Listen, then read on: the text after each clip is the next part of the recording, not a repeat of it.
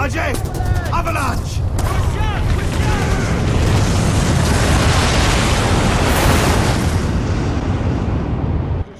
Hello fellow gamers, and welcome to another review and technical analysis of another Ubisoft game. They are busy this month, that is for sure. You better be ready for Far Cry 4.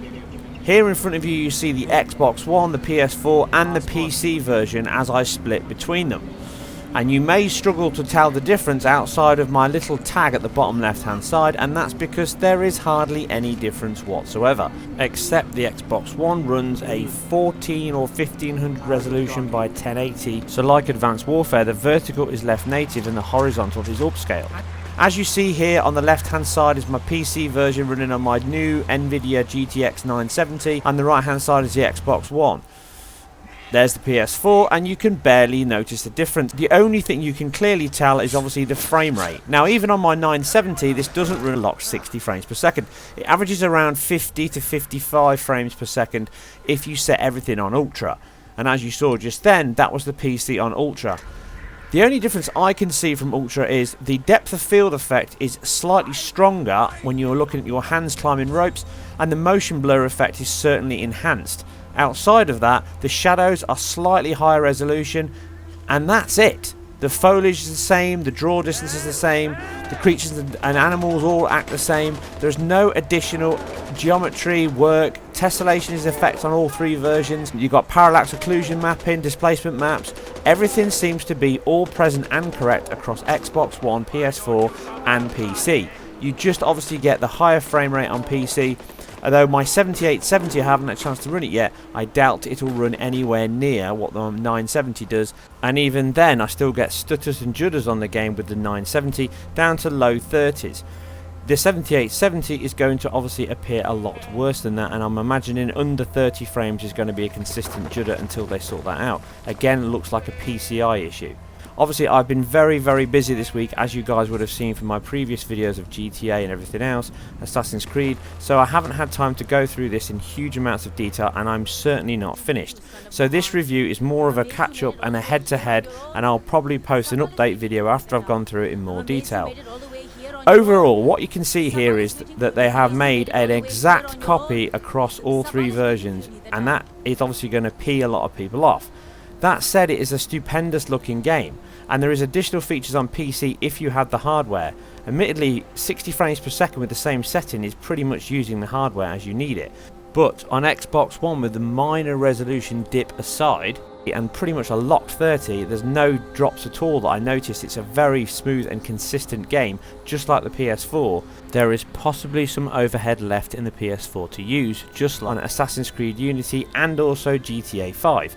This is going to be common practice, and has always been common practice for third-party games.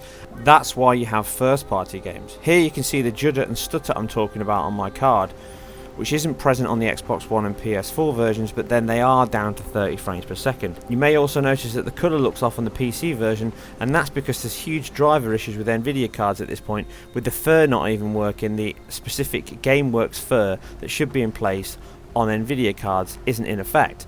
Here you can see parallax occlusion mapping, which basically gives depth to objects over and above a normal map. You can see the wraparound edges on the top and edge of the brick. Along with the fur on the animals is running on PS4, Xbox One and also the PC. This is what I mean about the game being consistently the same across all three platforms.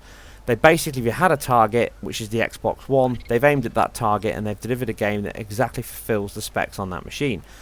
The 60 frames per second option is a great option if you've got it on PC. I would imagine the PS4 could have got nearer 45-50 frames if they'd have run it unlocked, but then that will eat into their sales target, so they're not going to do that. Here's an example as I walk around the town to see the detail for yourself and try and spot the difference, because there is basically not one. There is points in the game where the textures look like a higher quality on Ultra on PC than they do on both consoles, but it doesn't appear to be overall consistent and only in certain places.